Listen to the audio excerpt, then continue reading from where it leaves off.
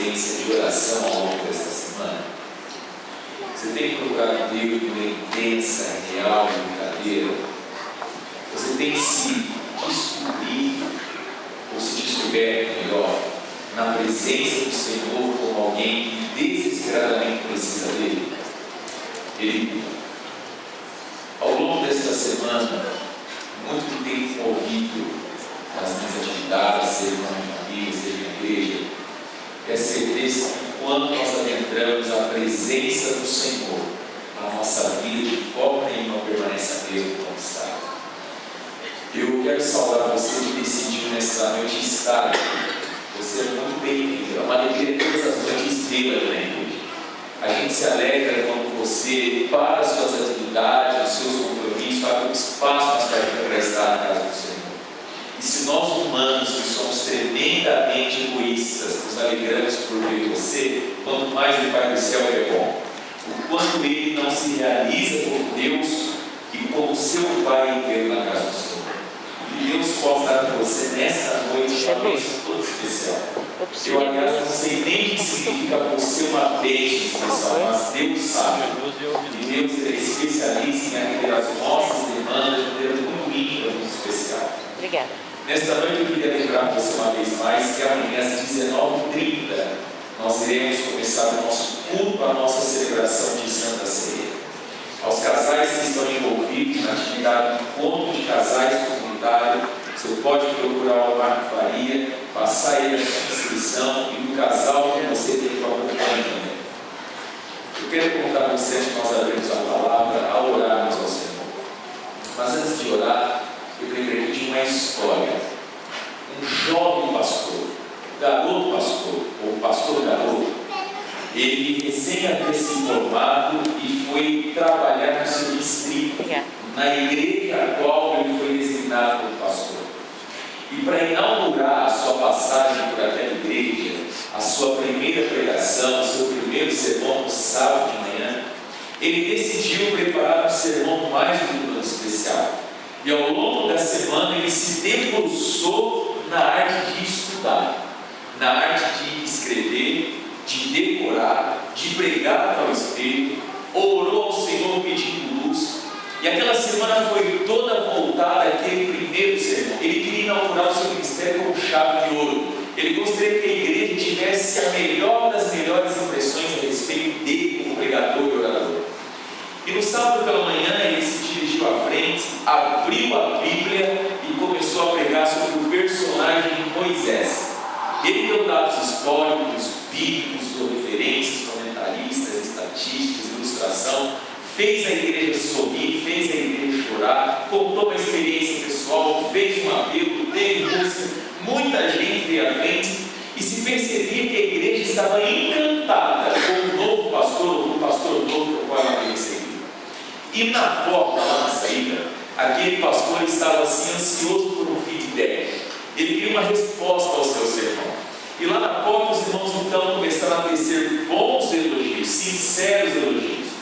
Mas até que um Senhor que esperou que todos saíssem, passou por ele, e agora um pastor, querendo colher daquele Senhor que, qual ele sentiu que havia ficado ali ao final de propósito, perguntou: e aí, irmão, o que o senhor achou do meu sermão? Meu sermão foi bom? E o Senhor gritou na sua franqueza, mas ele disse de muito carinho, disse: não, o seu sermão foi fraco. Mas como assim, sermão fraco? Você pregou e não falou sobre Cristo. Ah, mas tem um detalhe, o sermão hoje não era sobre Cristo, era sobre Moisés.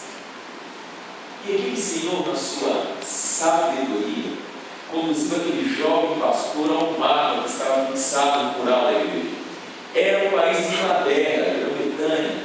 E ali naquele mapa havia como centro a capital, Londres, e várias estradas que ligavam Londres aos vilarejos, às cidades menores, e também estradas que ligavam as cidades menores a Londres. Aqui o pastor disse: querido, o centro é Londres. E para que você chegue a Londres, de onde você estiver, sempre há um caminho. Todo mundo que está às margens da periferia tem como vir e chegar a Londres, que é a capital, que é o centro. E assim a Bíblia. De todos os personagens, de todas as histórias,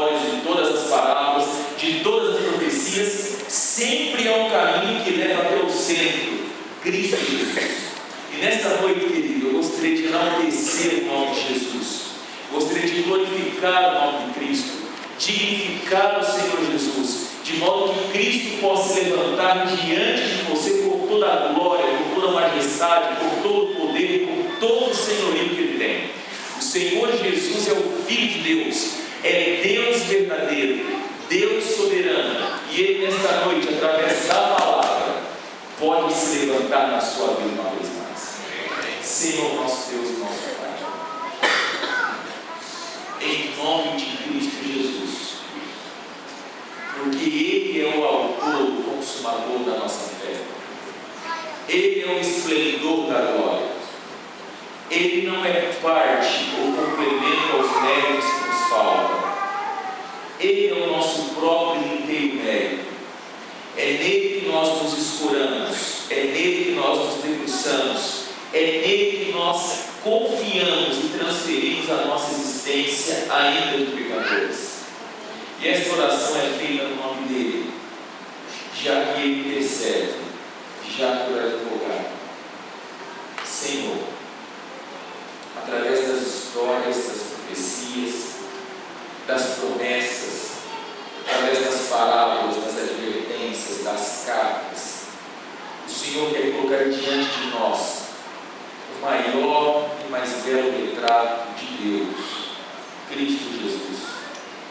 É Ele que tem que ser visto, enxergado, é Ele que tem que falar a nós, é sobre Ele que nós temos de falar, Ele que tem que ser entronizado, é nele que devemos confiar, nos entregar, nos lançar. É Ele que é a nossa salvação, Ele é a nossa força, o nosso poder vem dele, a nossa vida tem que ser dedicada e convertida a Ele. E por favor, que nessa noite, de uma maneira muito especial, Cristo Jesus seja levantado diante de cada coração presente. A despeito de quem quer que seja que falemos, que tudo possa dirigir a Cristo, que a nossa vida seja dirigida a Ele. E se eu pudesse, Deus, trazer aqui nesta noite, eu traria de uma maneira muito especial a presença singular do Espírito Santo. Amém. Não posso trazer, mas eu posso pedir em nome de Jesus, porque Ele mesmo comissionou o Espírito Santo a estar conosco. Que o Senhor possa derramar de maneira intensa, poderosa, na vida de cada um de nós, pelo Santo Espírito. Querido Pai, que Ele possa se mover, se manifestar, atuar no nosso meio. Alguns de nós temos mente embotada, olhos vendados, coração orgulhoso, vida fraca, dúvida, incertezas. Estamos no descrédito quanto àquilo que o Senhor pode fazer na nossa vida. Mas, por favor, Deus, que o Espírito Santo do Senhor possa reverter todo o quadro, todo o coração, toda a situação, toda a vida. É o que nós te pedimos, em nome de Jesus. Amém. Eu convido você a ler essa Bíblia comigo no livro de Mateus.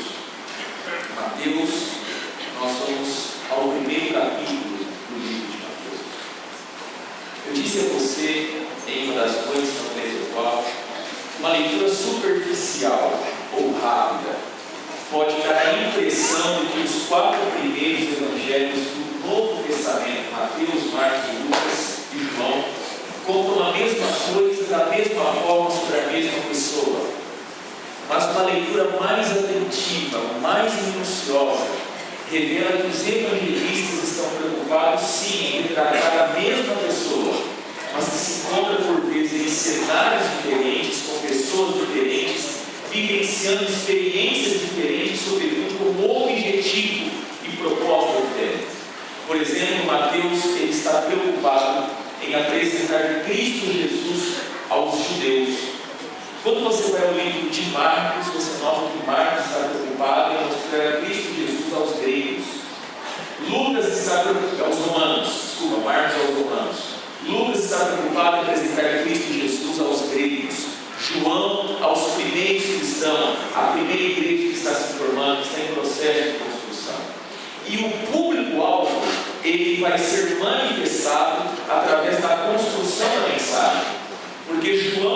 primeiros cristãos quer dizer que Jesus não é um homem melhorado ou um bom homem, ele é verdadeiramente Deus encarnado.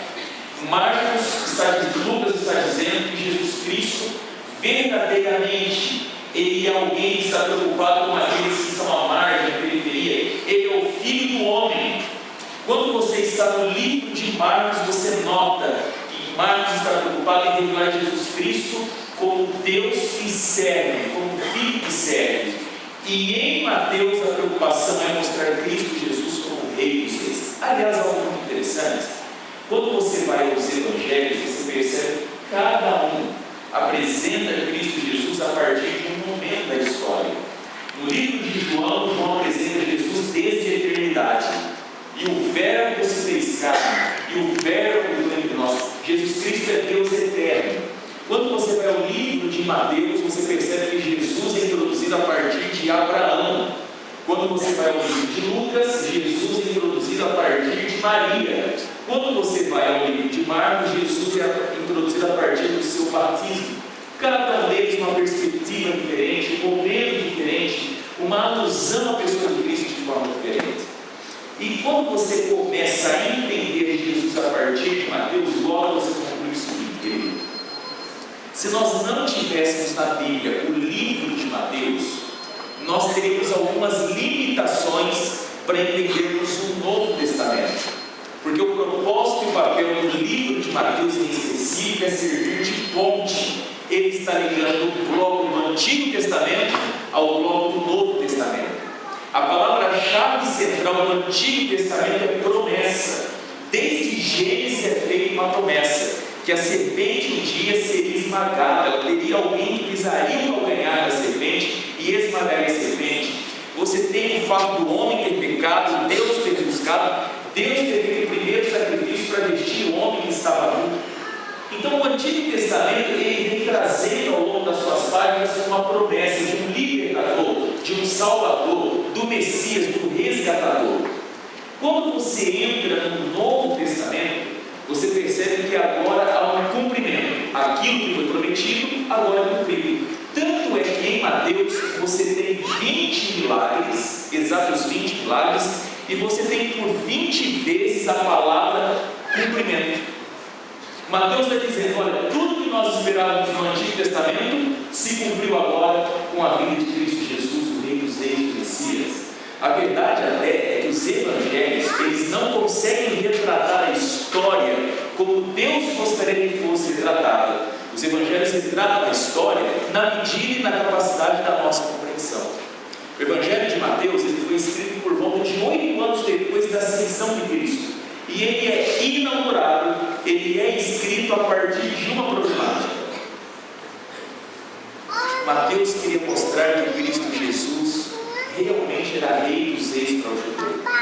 Mateus queria certificar para o judeu que Cristo não era um qualquer, não era um homem bom, que aquele que foi para a cruz, ele era Deus encarnado, ele era a promessa, ele era o libertador, ele era o Messias. Mas como provar para um judeu que Cristo Jesus realmente era Deus, sendo que no seu nascimento pairava uma dúvida com respeito ao caráter e idoneidade da sua mãe? Porque quando o Espírito Santo colocou, e aliás você parou para imaginar que o arquiteto do universo um dia esteve flutuando dentro de um ventre materno? Já parou para pensar onde Deus se colocou, o que Deus se fez, o que ele se tornou? O arquiteto, o construtor do universo, um dia se colocou na condição de estar flutuando no ventre materno. E quando Maria chega para José e conta da visita do anjo, que através do Espírito Santo ela se tornaria mãe do Messias, o próprio José tem dúvidas. Paira uma nuvem em cima de Maria. Então Mateus começa a mostrar que, a despeito da forma como Jesus veio, a despeito inclusive das dúvidas que se levantaram quanto à honestidade, o caráter, a idoneidade de Maria, realmente Jesus é Deus. E dessa forma, Mateus, inspirado pelo Espírito Santo, dirigido pelo Espírito, ele começa a escrever. Eu queria que você lesse comigo Mateus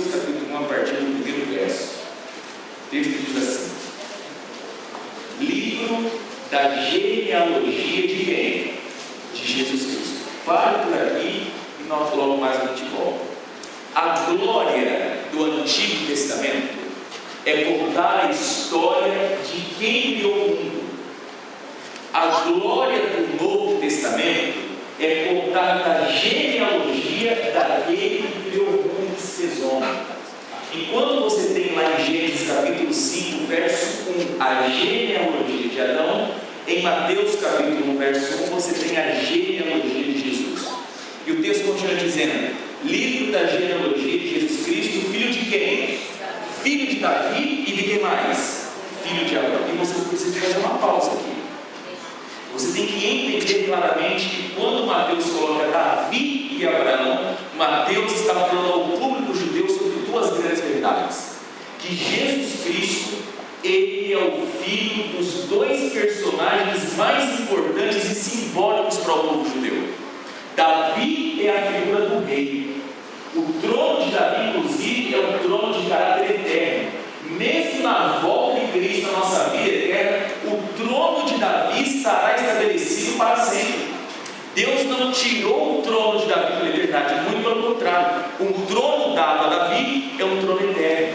Então o judeu tinha na sua mente que o Filho de Deus deveria vir de uma linhagem davídica. Ele deveria, assim como Davi, se assentar no trono. E Mateus fala que esse Cristo que foi por madeira, ele é filho de Davi, ou seja, ele é filho do rei. E esse Jesus, ele também é filho de Abraão, segundo personagem emblemático, porque Abraão foi o pai da fé. Foi a Abraão que foi dada a certeza de que uma nação com filhos e filhas de Deus surgiria este mundo e dali o Messias voltaria. Então você tem que ter claro na sua mente que Jesus Cristo é o filho do rei, ele é o filho do pai da promessa. E o texto continua dizendo no verso de número 2: Abraão gerou Isaac, Isaac a Jacó, e Jacó gerou quem? A Judá e aos seus irmãos. E um outro detalhe interessante: quando você faz um estudo apurado das genealogias, geralmente toda a árvore genealógica ela só coloca um pai e um próximo filho, e geralmente esse próximo filho é sempre o primogênito. Então conta a história de uma geração e da sua segunda geração. Por mais que o pai tenha 10, 15, 20 filhos, só é mencionado um filho, o primogênito.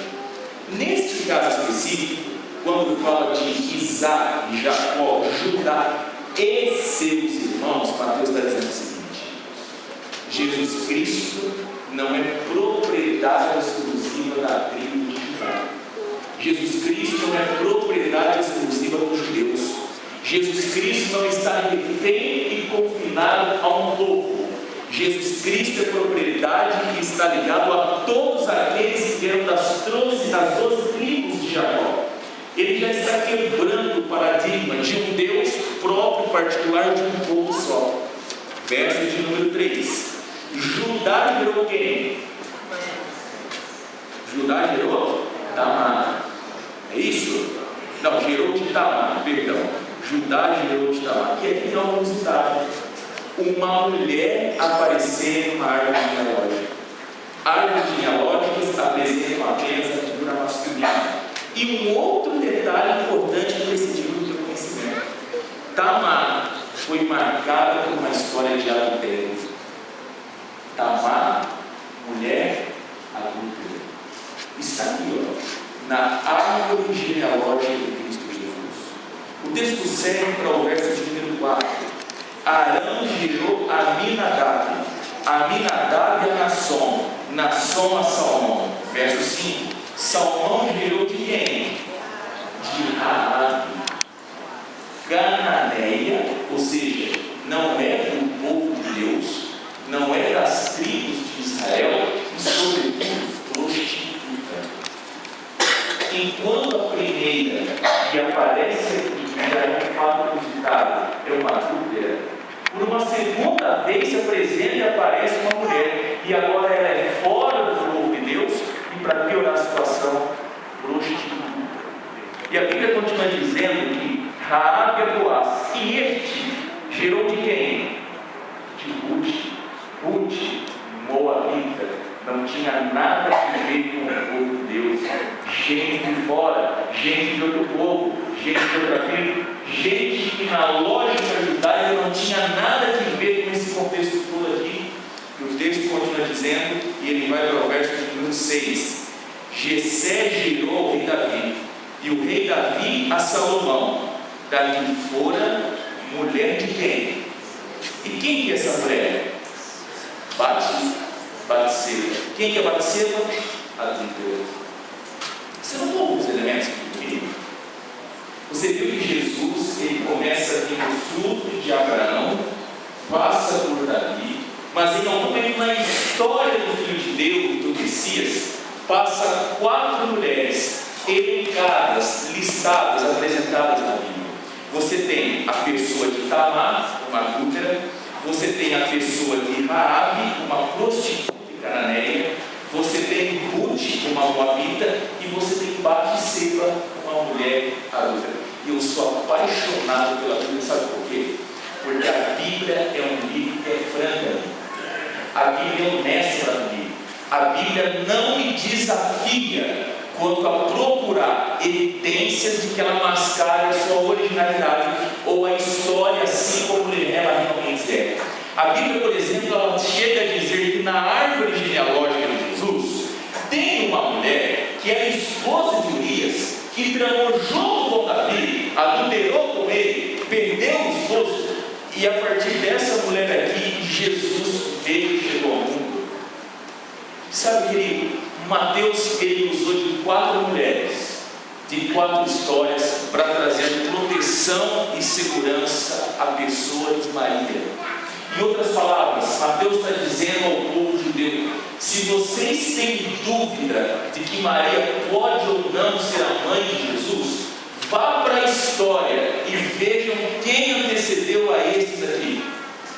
Lembra de Raabe, lembra de Tamar, lembra de Ruth, lembra de Batseba, e você vai ver que Deus não está preocupado na construção da genealogia do Filho de Deus. Ele não está preocupado com perfeição, porque quando Cristo Jesus veio ao mundo, diferente do que às vezes nós temos na nossa mente, Jesus não veio primariamente para ser o nosso quê? O nosso exemplo. Cristo Jesus primariamente decidiu vir aqui para ser o nosso substituto. Ele veio aqui para ser o nosso Salvador. Amado, quando a gente vai à Bíblia, a gente tem de encontrar, identificar um Cristo que não quer ser apenas um belo modelo de vida. E com isso eu não estou rebaixando a medida, não estou rebaixando a norma, não estou dizendo que agora basta viver de qualquer jeito, não estou pregando uma graça que é objeto de liquidação, não estou pregando uma graça que é uma graça barata. Aliás, graça de graça, mas não é barata. Talvez ela venha como graça para você, mas alguém teve que pagar por ela. Mas não pode estar no cristianismo nosso de forma autêntica, original e verdadeira, que Cristo é um modelo simplesmente para eu ser cópia dele ou ele de mim. Muito pelo contrário, a proposta inaugural do Novo Testamento é mostrar um Cristo substituto, a resolução, a maneira como Deus iria nos resgatar do pecado. E Mateus está dizendo isso claramente a partir de onde Jesus veio. Mateus está dizendo assim: olha, Cristo, ele é tão preocupado com o pecador, ele é tão atento à necessidade do pecador, que como o rei que ele poderia vir em toda a sua glória e pompa, ele decidiu vir de modo a nascer no meio de pecadores, com uma genealogia de pecadores, obviamente afetado pelo pecado, mas não infectado pelo pecado. E Cristo é uma figura extraordinária, desde o seu nascimento. A pessoa que em João 14 diz: eu vou preparar mansões para você, lá em Mateus não tem lugar para nascer. Quando Jesus Cristo nasce, a luz à meia-noite. Quando ele morre, a trevas ao meio-dia.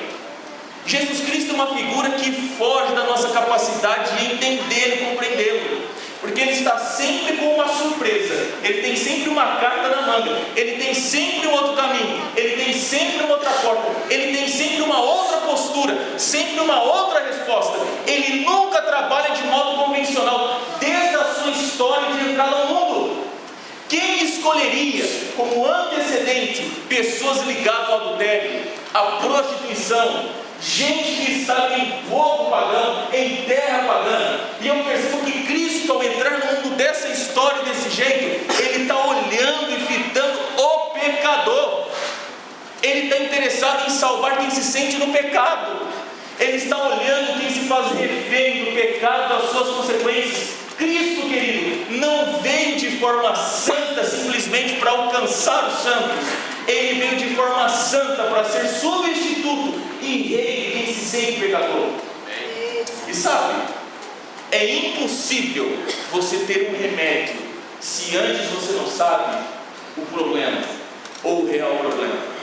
E às vezes nós temos um conceito muito elevado de nós mesmos. Às vezes nós temos um conceito muito bom daquilo que nós somos. Eu tenho alguém muito próximo a mim que sempre diz e repete: eu sou bom, não mato, não roubo, não faço mal a ninguém, eu sou bom. Como ser bom estivesse ligado a questões de moralidade. Queridos, o nosso problema é maior, é sistêmico. O nosso problema está ligado à nossa natureza, aquilo que nós somos, ainda que dormindo e inconscientes. Eu tenho as minhas duas criancinhas e como elas estão lembrando desde pequenininho que pecado é algo que está dentro de nós. Vou te contar um segredinho. Às vezes alguns irmãos chegam perto dos nossos filhos, e isso é geral e serve para todos, e querem de alguma forma a atenção do bebê, que é a atenção da criança. Inclusive quer fazer a criança sorrir, quer tirar boas gargalhadas da criança. E tem gente que beija, que joga para o alto, que joga para baixo, que faz abraço, que aperta no jeito, e nada acontece. Deixa eu te contar um segredinho. Pega a mão dele assim, dá uma balançadinha assim, você vê que a mão ela vai balançar. Pega essa mão e dá um tapa na sua cara. Ela vai olhar assim, de maneira assim, como se não tivesse gostado dali. Mas não é que ela não gostou, é algo inédito, novo, surpresa. Faça uma segunda vez, balança a mãozinha dela e dá um tapinha na sua cara. Aí essa vez você dá uma chacoalhada como se fosse sair. Ela já vai abrir um leve sorriso. Na terceira vez, se você der um tapa e cair no chão, ela vai dar gargalhada. Ela vai sorrir muito. Por quê? Já está dentro de nós essa coisa da alegria, da felicidade, da descontração com a desgraça dele. É a nossa natureza. Por que uma criança, com primeiras palavras, aprende a dizer meu e não? Porque quando criança, ela pega alguma coisa que ela nunca viu, mas agora ela não quer soltar por nada? Egoísmo. É a nossa natureza. Ninguém ensinou, ninguém mostrou, ninguém pedagogicamente fez com que ela se tornasse egoísta e má. Ninguém fez pedagogicamente que ela passasse a rir da desgraça alheia. Isso somos nós. Nós nascemos no meio disso. E a Bíblia fala, querido, que nós somos, quando fazemos justiça, a Bíblia fala assim, quando nós temos justiça em nós, essa justiça é como trapos de imundícia.